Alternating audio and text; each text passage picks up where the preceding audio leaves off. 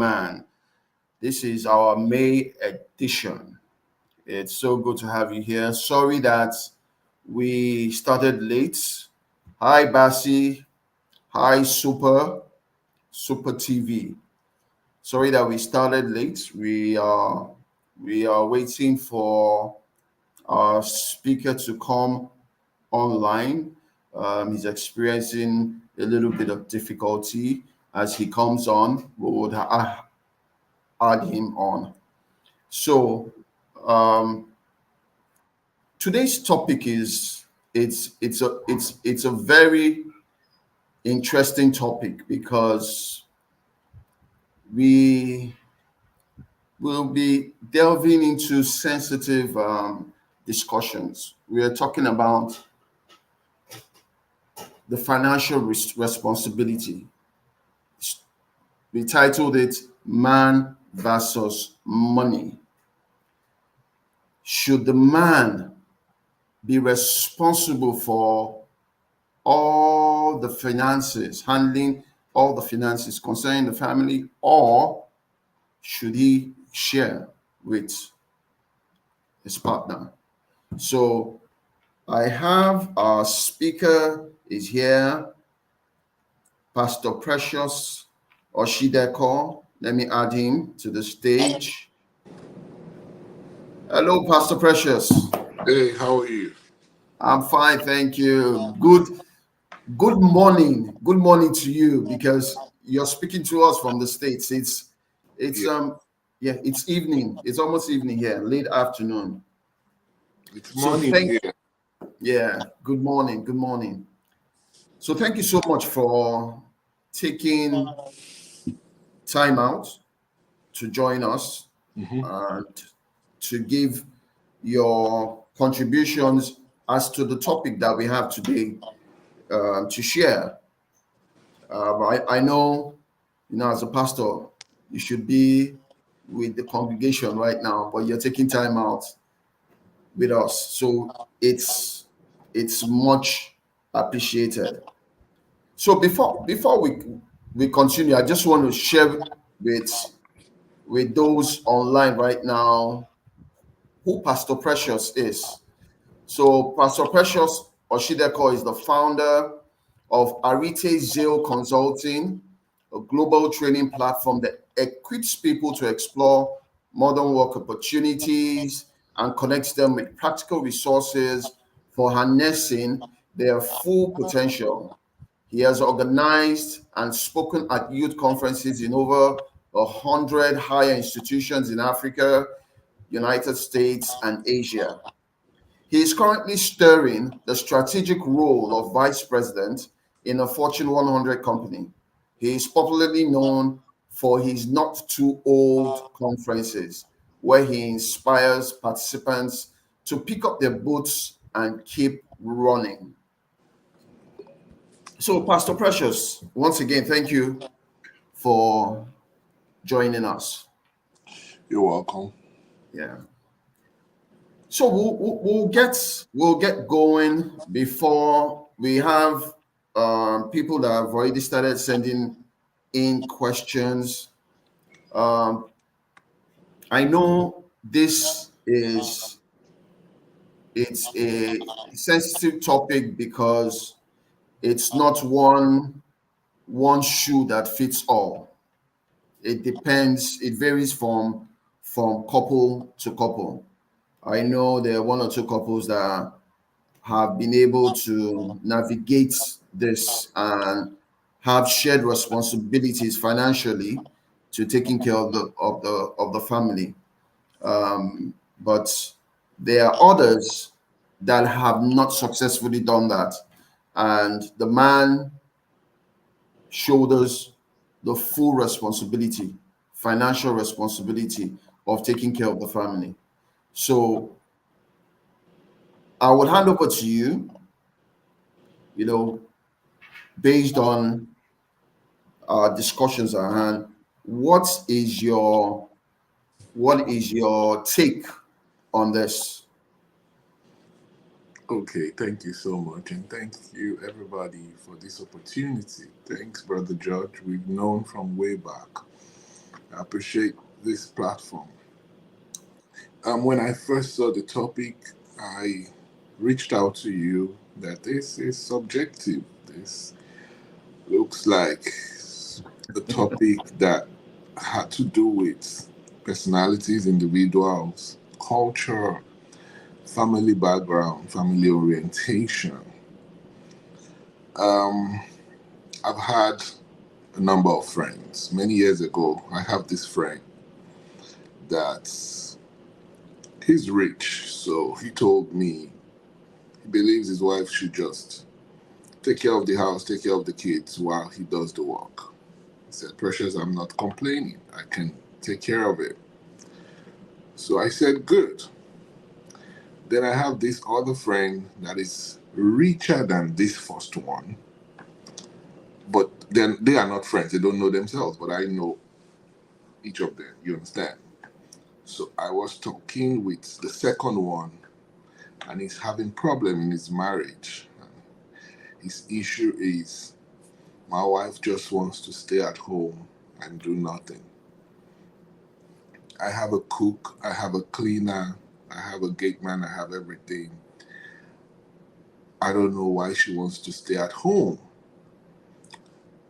He said, when I get back home from work, he's like the top MD of a bank. When I get back home from work, I don't feel intellectually attracted to her because throughout the day I have met with very intelligent people, ladies, guys.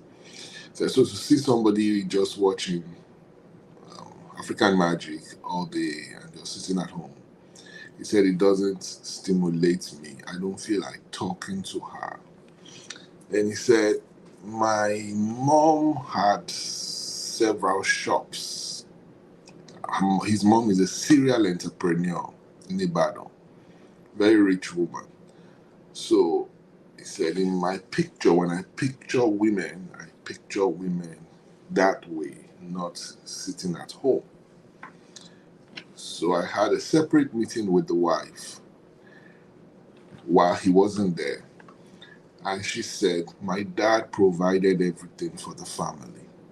Why would any man push his wife to the marketplace to go and be hustling? That doesn't make you a man. My mom never had to work one day. My dad took care of the bill. The Bible says the man is the head. Face your responsibility. What am I telling you? Each one has their views. Very strong. How do I convince a lady that lived her whole life with her dad and that is what she saw? And how do I convince a man that lived the whole life with his mom and that was what he saw? There is no scriptural quotation to convince either. But I'll tell you what each of them did wrong. I'll tell you why they were wrong. People don't open up and talk at the beginning of things. People get carried away with emotion, feelings. God told me stories. Imagination. People are not real and pragmatic with themselves from the beginning. When you went to visit your wife, when she was your girlfriend, when you went to visit them at home, what did you see? What were the family dynamics that you saw? When both of you sat down to talk before the marriage, what were you talking about? I'll give you a personal example. I was going to marry a particular lady, and of course I told my dad, I told the church. Everybody was waiting for us to fix the engagement. So one day, she was doing her master's in Unilad at that time, so I wanted to go and check her up. And I was at the office in Kenya trying to start my car, and my car was not starting. I was on the phone with her, and it was not starting. So I'm like, I'm not sure I'll be able to come today. This guy is not working. I'm just going to follow a colleague in the office that lives around my area. So he can drop me at home. Then I'll catch up with you tomorrow. I'll come check you tomorrow when I fix the car. So I entered the colleague's car. Some other ladies in the office going in that direction also entered the car. So the car was full of people. So we sat down and we were going, and the guy was playing music. While I was in the car, she kept calling me. So I caught the phone and I texted her, "Oh, I'm in a car full of people. Let's talk when I get home, or I can chat." And that's the last I heard from her. I called when I got home, no response. The next day, no response. For 1 week, 7 days, no response. On the seventh day, she finally picked her call and she was like, "I don't know what you they tell me. And they call you for phone. You didn't pick it. Are you not proud of me? Is it because of the people in the car? Why would you be?" When I dropped the phone, I looked at myself. That precious. How come you miss it when it comes to relationship? Because immediately I knew I had missed it. Another man will say, "Oh, it's because she likes you. She's just trying to." I don't play with signs. You didn't talk to me for 1 week because you felt in your mind something was happening in the car. I was not proud of you. You had concluded all that and you cut me off for 1 week. I called off that relationship. Another person wouldn't call it off. He would think, "Oh, it's because she loves me. Oh, I just need to show her love. I just need to give her assurance." My own is, I know where I'm going. I need a partner for us to go together. I know the criteria that this partner must have. There are some things I can fix. There are some things I cannot fix. It's not everything I can fix. I am not your Jesus. So I cut it off. Then I got into another one. By the time I was in this one, oh, of course, we had also told our parents. We had started planning. So, and that time I was building my first house somewhere around the Yanobaja. It was a quiet estate. They call it Aboru Estate in Yanobaja. Quiet, serene estate. And I had taken loan from bank. I had sold my Prado Jeep to go and buy a Corolla, a small old model Corolla, so that I can use the excess money from the Prado to fix the windows and do the decking and stuff. So I had planned that when I get married, that's where we're going to be living. So I took her there and she went around and looked at it. The house was not completed. They were still working on the windows and stuff. And she said, "I like it. I like the estate quiet. But I don't like that name, Yanopaja. I don't know. I don't like to tell people I live in Yanopaja." I said, "Where would you like to live?" Maybe I prefer if you built it around Ikeja or Webby. And she was talking, I was looking at her like this. I said, "The house you are living now, who owns it?" He said, "We rented it. My dad rented it. I mean, it's in Ogba. I mean, we rented it." I was thinking in my mind, your own dad still renting house. I'm struggling here, sold different things. And you open your mouth and say, "Oh, well," you see, somebody else would have thought, "Oh, she's trying to motivate me so that I can be a man. She's trying to motivate me." I told myself, "Precious, why are you making mistakes carrying other people's wives? This one is not your wife. This is for another person." You see, if you are single, please learn this wisdom. If you're already married, look back, identify your errors, and try to counsel the younger ones around you. I knew I was headed to the altar with another man's wife, not my own. I have this ideology of let's build together from the scratch. We can start from Yanopaja today and be in VI in another 10 years. When I was I signed a contract for a property in VI, right in the center of VI, sometimes last year.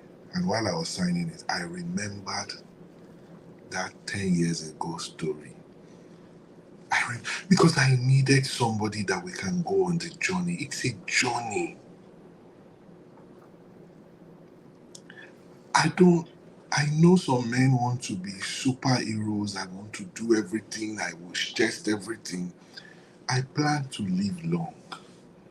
I don't plan to die at 60s. I want to see my grandchildren.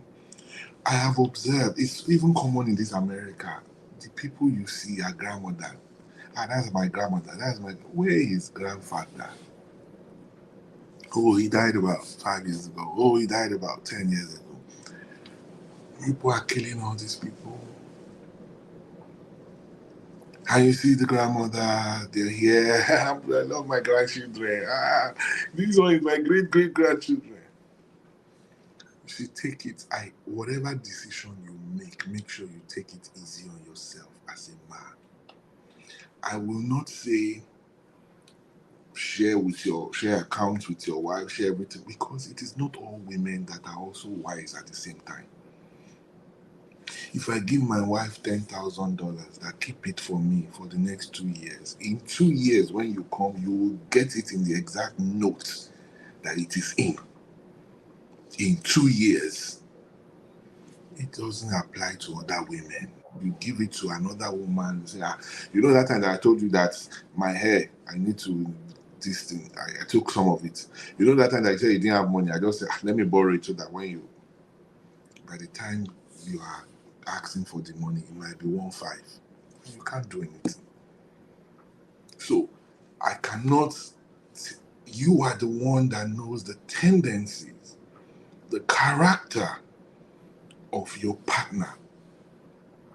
So you have to modify your operation yourself to make that journey for both of you easier. My own wife is an accountant. Some other people's wives, they're social media influencers. They just need to wear something new every time and just post. Even that, if that is the only time they will post it, they just need to appear. Some of them are socialites, party women. Me and my wife have not been to any party, maybe together, maybe like 3-4 years, because we have young kids. Who do we leave the kids with? All those logistics. So there's really nothing we spend money on like that. If you have a socialite that has to always go to parties and like to also show to her friends that her husband is a millionaire, then you have other things to deal with, which I'm not dealing with those things. So that's why I said it's quite subjective. But whatever you do as a man, plan for tomorrow. Don't live like everything ends today. I have a friend that doesn't like to think about tomorrow. He's nice to everybody. One day I went for his birthday, and there were like 25 people at the birthday, and they told them to talk. And each person went and said, oh, he's such a nice guy. Every time I need him, he's always available. Each one described him with those words. And after the party, I called him aside. I said, how do you in your life have the time for all these people? I said, they are saying it as a compliment. I said, but they have finished you. you don't have a life. Everybody feels you are nice. You are always available. Because his wife keeps complaining. He doesn't have their time at home. But everybody outside feels like he's like a Superman. If a single mother's car breaks down and they don't know how to get to the grocery store, oh, I'll pick you up. I'll pick you up at 5. I said, you will die young as you are going. Either through health or through poison. Something kills nice people. And I said, as you are so afraid of the future, so you are covering yourself into the present.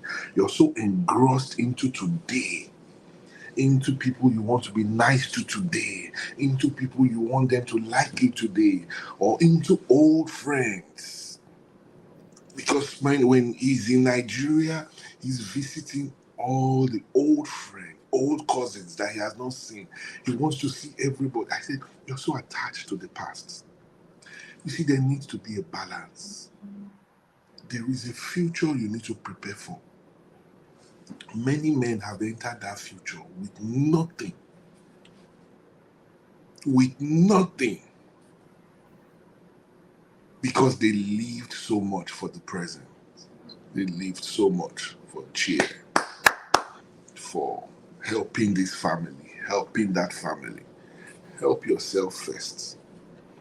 Put yourself as number one. Study your spouse. Know how to manage your spouse. If your spouse has the wrong kind of orientation, find a good time to talk. It might be going to a restaurant to sit down and talk. Argument at home will not stop it, will not fix this. It might be waking up at night to say, I have things on my mind, and change the tone of your voice to talk it. Perhaps that will help. Because you all have to meet this. The world has changed. Like whether you are abroad or you are in Nigeria, it's difficult for one income to take care of the family for a long period. I mean, what if you fall sick? What happens to them? You have married a woman that doesn't know the marketplace, that does not have any skill that the marketplace can exchange money for. I was pastoring a church for several years in Lagos. When I left the church, I felt like money was not a problem in life. I can speak and call it forth. My brother, I called money forth for 2 years to the point that it was difficult buying toothpaste at home. Wow. It was. I suffered in Lagos, in Arepo in Lagos. Even the neighbors pitied my condition. I remember on my 40th birthday when someone knocked the door and saw, like, what happened? Why are you like this? Why is the house like this? All my friends had even forgotten me. Me that on my birthday, by the time I'm waking up, maybe I'm seeing 250 missed call. No call. No. That's when you will realize that even the people you think are people, your people, not many people are your people. I have 51,000 people on my Instagram. You think if I need ₦1 million today, any of them will give me? They won't give me. It's just to, hey, oh. So I met with a pastor in Lagos, Pastor Samadem, and he looked at me and said, your problem is not spiritual. You don't have a marketable skill. You don't have a skill to bring to the marketplace for the market to exchange for money. So I sat up. He said, you need a skill. The marketplace exchange money for skill. I I identified what my problem was. It is skill. The first skill that I got, I placed money on it. If you want me to train you, pay $500. Sometimes in 1 week, I'll get 10 clients. I'll go home with $5,000. I had identified it. When I identified it, you know the next thing that I did? I called my wife. I said, let me teach you this skill. With this skill, if you get a job, you can actually work a second job that you'll be making like $120,000 with this skill. Let me teach you. I taught her. She's making money with this skill. Even a car has spare tire. I taught her that skill. If anything happens to me, she can always spin that skill and generate money. When I'm doing trainings, I make her also take part of the training. Okay, I will take this course and I can take everything. I make her take part of it. So, I don't know if you learned something from what I've said. I don't talk for too long, so I don't have that skill to. Even though I'm a pastor, but I'm not a pastor that can preach for 1 hour. I do like 20 minutes. I have had times when people invited me to a pastor paid for my flight. I traveled to Houston and I preached for 20 minutes, and it's like, but you know, those 20 minutes, the people in the church, they still talk High about impact. those 20 minutes. You will not forget it in your lifetime. Like those words will follow you. It's like a gift. It's not everybody that has it. Yeah. Okay, so some of the things that I have taken down. You talked about don't play with signs, the ability to recognize signs, to know how you and your partner to be, or your partner already, um, can navigate certain things or can work with certain things. You also talked about self love, how to appreciate yourself, love yourself first in order to get the best out of your partner. Then you talked about your marketability. The marketplace exchanges money for your skill, for your skill. Now, I remember when we started talking about this topic, um, so where is the place? Yes, in all this, you said it. You have to know whether your partner will be able to to function in that role, that you people will be able to share, you know, finances. Let me use myself as an example. So my late wife, when we're married, we had just newly gotten married, and we sat down together and said, okay, this is what we're going to do for, this new generation thinking. We had to go with the times, man and wife doing things together. So let's share the responsibility. I will take the bulk as the man of the house. You will take some the other aspects, the ones that are not too heavy. Not that you cannot afford to handle others, but you know, the man is still the man of the house. Um, of course, after a while, that was a bit challenging because, you know, finances will dwindle a bit. Then you're able to get back on your feet, finances increases, and all that. So it didn't quite work out for me because it created some kind of friction around along the way. And then I said to myself, I'm sure you agree with me, at a point it creates some level of disrespect depending on your partner. There are some partners who would not disrespect you, but they will put a covering over you to protect you. Why?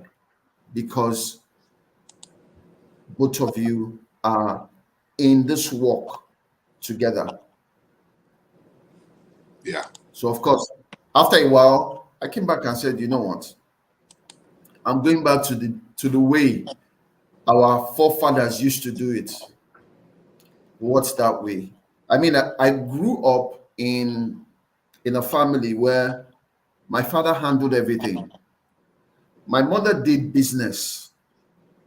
She had her own business. My father financed her business, set her up, Mhm. and of course, he was working and he was doing very well for himself. But he shouldered the entire responsibility of the home. So I grew up in that setting, but I wanted to try something different. I was open to trying something different, but at last it didn't work out for me. I had one or two friends. In fact, I had a colleague who she was telling me how herself and her husband had shared accounts and had a way of doing things. They had a pool, project accounts, and all that. And it was nice to hear, but it didn't work for me. So I had to go back.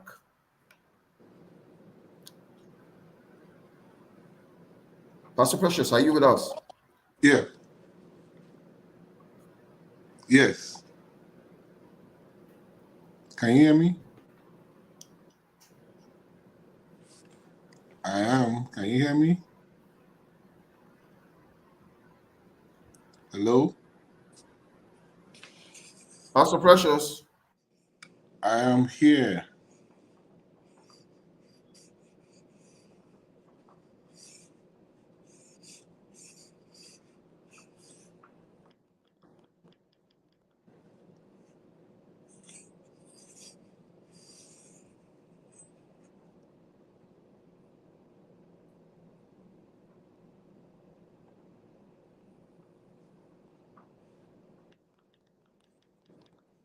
Pastor Precious, Yeah, I'm here. Can you hear me? I can hear you. Sorry, it's network your happened. it's on your end, yeah.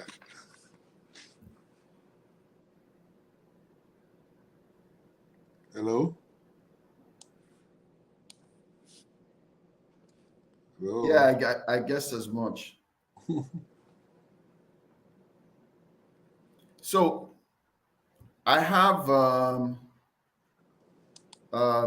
let me quickly go into some of the questions that are being shared. I have a Chuba. Will sharing financial responsibility in the home not erode on your respect as a man in the house? What's your view towards this? Everything is about who you marry. To some people, their culture, family orientation, that looks like disrespect. To some other people, it's not. I don't know who you married. Do you understand? Yes. Yeah. So all that is just very subjective. It depends on who did you go and pick. That's it. What's that person's orientation? I mean, when you're on Instagram, you see some ladies and like, I can never marry any man that will not carry everything. You see them. So if you go and marry that, then you don't come back to say, I want us to share. You knew what you saw. So I can't, yeah, that's what I would say about that. It's very personal with you and who you married. Okay. Then we have another question. Just a moment. Okay. It says, how can a man who once had a very good job on a global scale bounce back after losing that job? How old is that man? What country is the man? I need more. There are different ways to bounce back. Yeah. So if I say he's a 45-year-old man in Nigeria, for instance. Does he have capital for business? Because he might not get anybody to employ him. He doesn't have capital for business. Is he still employable? Does he have his network of connection? If he was connected on a global scale, what happened to all his connections? So let's take it hypothetically that he does not have that network of connections. There are some people who are just fixated on their jobs. It's straight to the office, straight back home, no social life, nothing, just what is before them and their office community. So, what does that person do to get back into the space where he's able to handle the responsibility as the man of the home? One of the options is to first maybe relocate, not the whole family, for him. That's one of the options.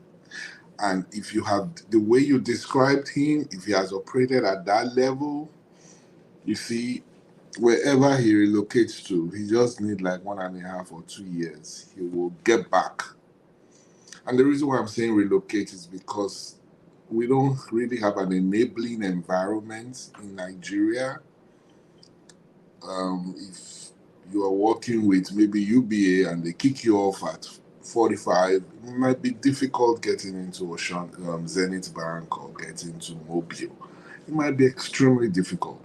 But in other countries, it's not. And then if Zenith Bank kicks you off the following week, another person picks you up. So if he's been in that scale, he doesn't have money for capital, he might just have to hustle to get funds to get into another environment to rise. I'm careful talking about business because he's been so into 8 to 5. He doesn't have capital for business, he doesn't know much about business. And if I tell him to do what I did, it might destroy him psychologically. Because I had found myself in that situation at 41, and at a time I had to come up with like a small business card for dry cleaning, where in the estate I distributed it as if I had a dry cleaning shop. And I'll collect all these clothes and I'll be the one to wash it. But after a while, I started getting washermen. They'll wash it, iron it, I'll give them their portion, I deliver. That was how I picked up. Then, because of my area, I went into real estate, started getting myself into the community of all these estate agents. You'll be shocked how much they make for every deal. And when you know about the deal, you get your cut. So I had my hand into a lot of these things. But I mean, I don't know his mental state. I don't know if he. Some people will see that as, oh, I'm on the floor. I'm finished. They hold me. I don't see it like that. I don't see a whole me. Once I have money, I can get money to feed my family. There's no a whole me in this thing. If you are walking on the road and something drops from your hand, you have to be able to stop, bend down, pick it up, and continue walking. Yeah.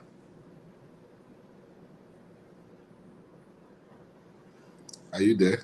Okay. I'm here. Yeah. I'm having a bit of network. How many more But yeah, minutes do we we can have? continue. We have about 20 minutes. Sorry, about 10 minutes. Okay. So I'll take like two more questions. Okay.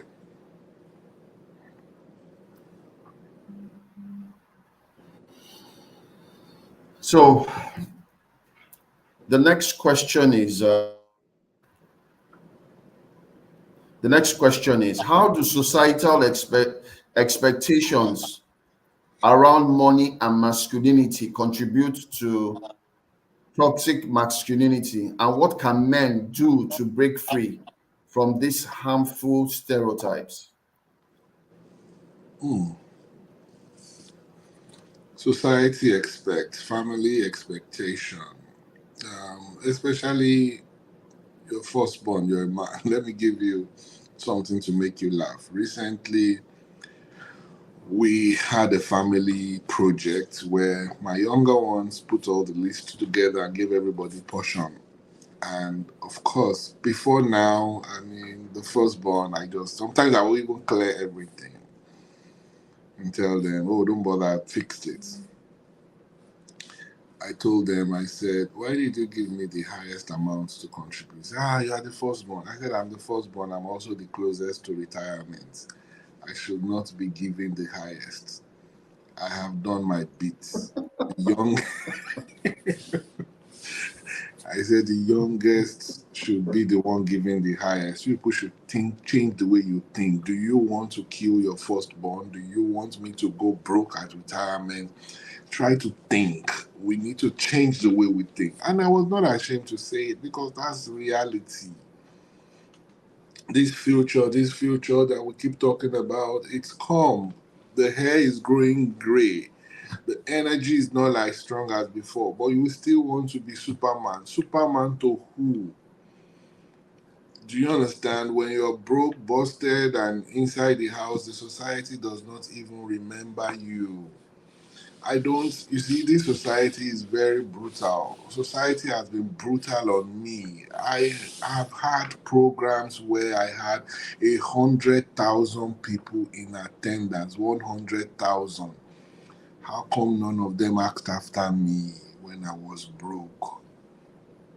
How come?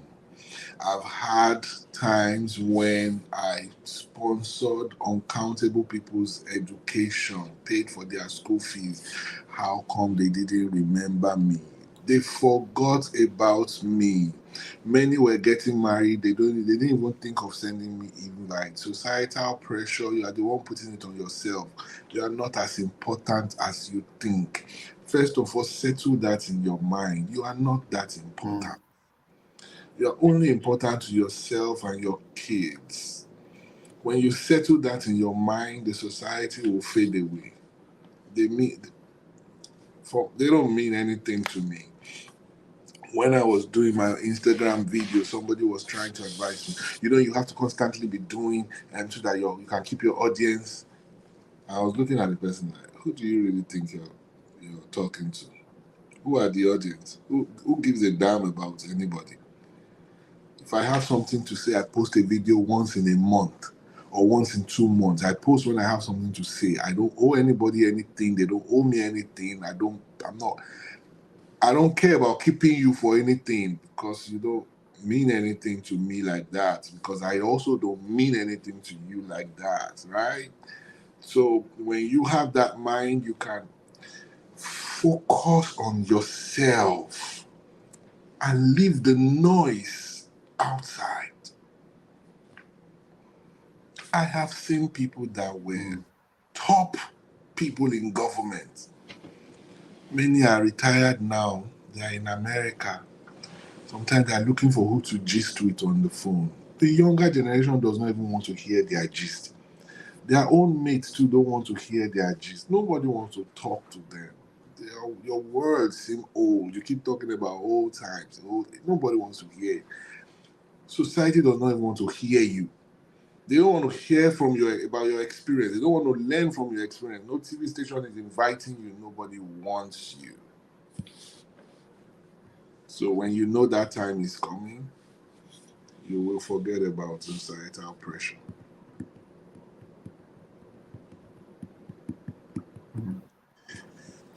Am I too blunt? Okay, so I have another question here. I said, am I too blunt? It says building. No, oh, this is man to man.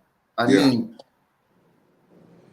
I feel there are times we need to be blunt with each other so that we see the things as they are, as they should be, as it should be seen. Because you said it, that in America, and it's the same thing here in Nigeria.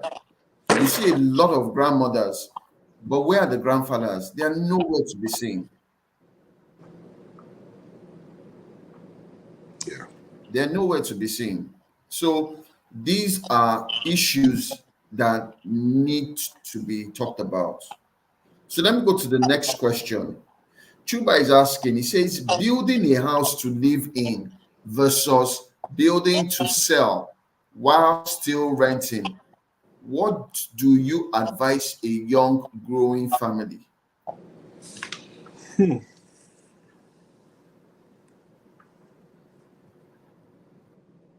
That's a family that cannot do both. Oh, what happened to your internet?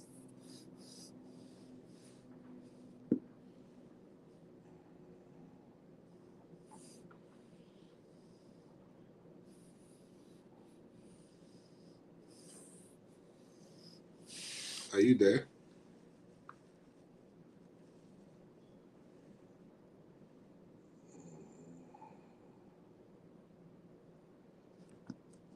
So I can't see you.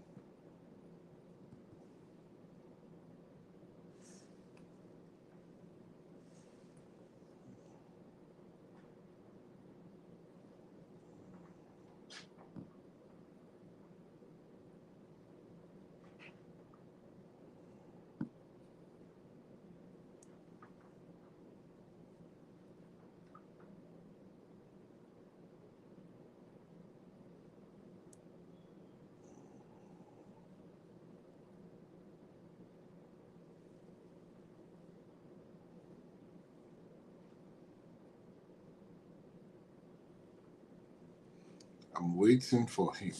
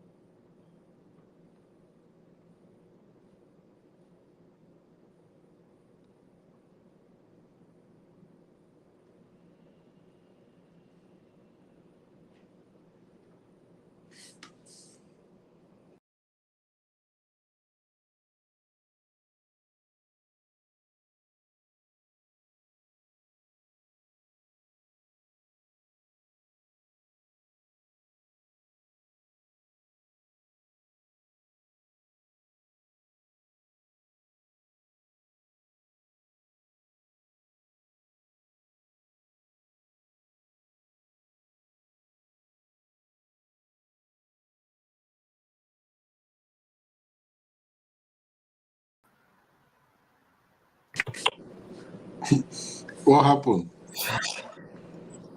network. So I tried changing to my backup internet. That one wasn't working either. So I had to come Okay, back let me to this. quickly answer that question. Okay. So both is good.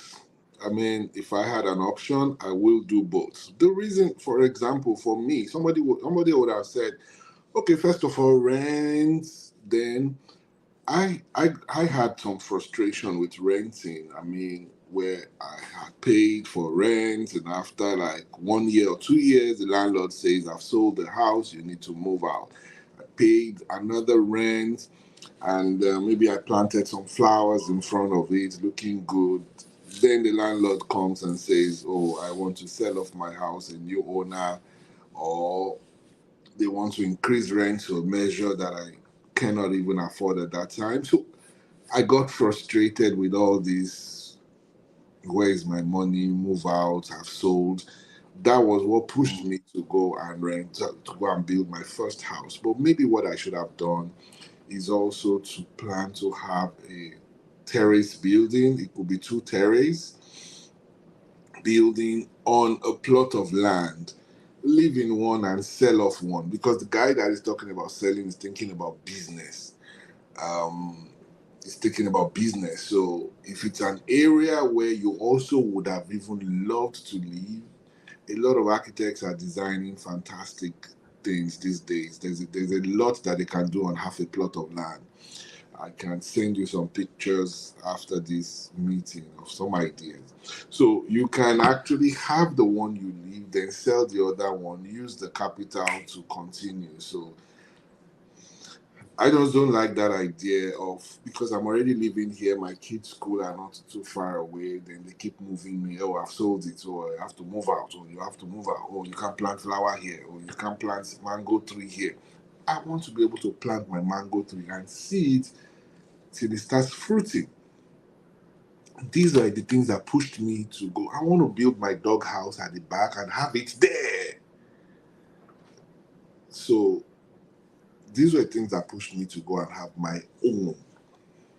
It might not make business sense to some people, and I understand, but I just want to see my orange tree. I want to be able to sit beside it under my mango tree and pluck my mango. Yeah, that was my own thing. Okay. Awesome. Then I'll ask you the last questions. The last question, sorry. What role does vulnerability play in men's financial decision-making processes? And how can embracing vulnerability lead to healthier relationships and financial outcomes? You have to break it down. I don't understand that question. You mean the Okay, man so making a decision because he feels vulnerable? yes, I think so. I think so. Feels vulnerable with his wife, with his family. He feels that they're going to do something to him if he doesn't provide at that time. Well, I know We, some. we, we, I yeah, some families can be that toxic. Yes, yes. I've heard of a story of a man that after training his children, and it happens, they take care of the mom and forget the man. What kind of relationship did you have with the children when they were growing up? Precisely, which was What the was question that? I asked. What Yeah. was the relationship? Was the man there? Because most of us men feel all we need to do, our responsibility is just go out there and ensure that we get the cash and come and drop it in the That's house. It that's starts that's what and it ends that's there. that's where the problem is. Someone came to visit me last week from Nigeria, stayed in my house, and in the morning when I was taking my kids to school at 6:30, I knocked his door. I said, "Let's go together." And I made him follow me, drop my kids off in school. At 2 o'clock, I went to knock on his door. Let's go together. I was showing him father orientation, the way father is supposed to be, beyond Yeah. providing. We were going for my son's basketball practice. I said, let's go together. How involved are you with them? Do you even come? Because we don't even communicate with them. They are not, you don't talk with them because you just see them as children. They don't know anything. Go and meet your mother, go and meet your mother. I provided, I provided.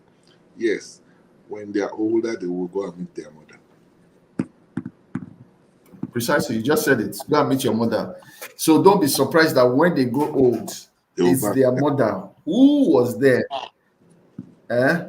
Sharing in their pain, advising them that they would end up going towards this. Your what you said about taking your kids to school. I did that. So I didn't send my kids to boarding house. I ensured that I wanted to be involved. I wanted to see them growing up. I didn't want a situation whereby I would only be with them, say, four months or 3 months in a year. The rest of the time they are in some school being trained by somebody who I don't know, who I don't know the background of that person. I just see the person once in a while and say, oh, Mr. or Mrs. This, oh, how's my son or child doing? And they will say, oh, yeah, he's doing this, he's doing that. But I don't know what goes on behind closed doors. So I I was intentional about it. And for how many years? I think about 8 to 9 years. I was taking them to school and picking them up, coming home, active in their PTAs and all. Yeah. So I was able to develop a some sort of relationship with them. And there was something my late wife noticed one day when she came back from work. She came back from work, I came after her, and my kids, hearing that their father had come, ran out. So when I came in, she asked me. She said that, "What is it that you do that these kids, when they hear that you're back, they run out? But when I'm back, they don't run out." I said, "It's simple. They know that their father has them in mind."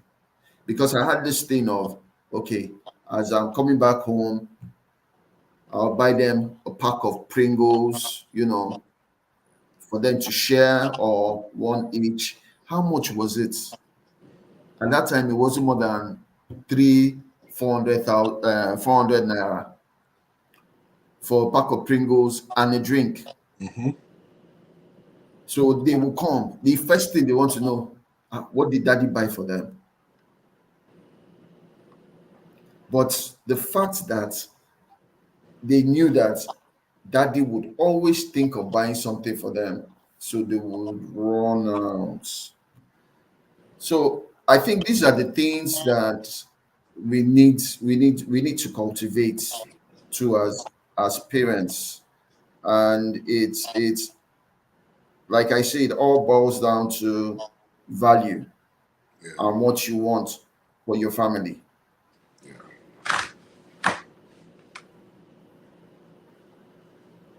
So Pastor Precious, Yep. can you leave us with any parting words? We only have less than a minute to Yeah. go.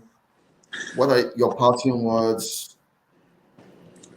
Finally, I will say, first of all, thank you. Thank you. This has been really, really, this has been good. I will say, do everything to make yourself happy. Do everything to make yourself happy. Try and also be wise when you get to your 40s and 50s.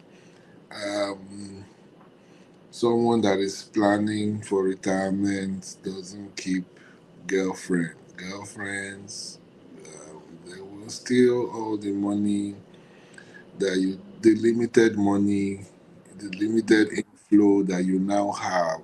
Um, and now that their wig is so expensive, everything is expensive. There are some things you cannot just afford. It's not. I always say, "Oh, but I need. I'm tempted. I need."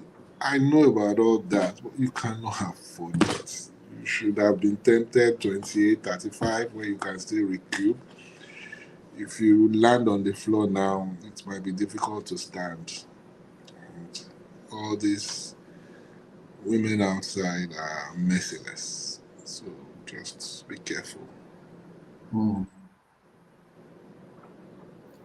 Okay. Thank So you. Thank you so much, Pastor Precious. someone that is building house, don't keep Now, someone that is building house, don't keep girlfriend, or else all your money for cement and block. It's gone. yes, so it will short. Yeah. So there's in 1 minute, please just tell the audience about your not too old conference coming up in the month of June, so that Yeah. anyone Yeah. that wants to be a part of it. Yeah, so in the month of June, I'm having a virtual conference, not too old, where people that maybe you're looking at yourself at 35, 45, and you think, oh, I'll give up. Oh, I can't make it. I can't start again. That's a lie. That's a lie from your mind. It's a meeting. It's a meeting where I'm going to debunk a lot of things inside your mind that you will feel as free as bird to fly. I mean, I'm 50 and I'm thinking I still have a whole world ahead of me. I can still do anything I want to do. If I want to change a career, I can still do it. So I'm going to teach you a lot of those things and also how to keep yourself young because you can't be 43 and be so old inside your head like a 60-year-old man. Sometimes I'm also going to talk about our diet. You eat heavier bar so late at night. You know, so men just have a way of killing themselves small by small. And the wife, she Mm. loves you so much, but she's killing you. These things, these carbohydrates is giving you so late at night, it's killing you gradually. So we're going to talk about all that. Yeah. All right, all right, all right. Thank you so much, Pastor Precious. So you've heard Pastor Precious. Get we'll share the link to register for the Not Too Old conference on our WhatsApp platform. If you're not on it, please sign up, register, and get on the WhatsApp platform so that you can get the link and be a part of it. So, Pastor Precious, thank you once again for coming, Thank and you. God bless you. I'm sure we would love to have you some other time and rub minds some more No problem. around this. All right. Thank Thank you very much. Have a wonderful week. you. And to all of you that have stayed on, thank you. God bless you. Have a great week ahead. This is me signing out.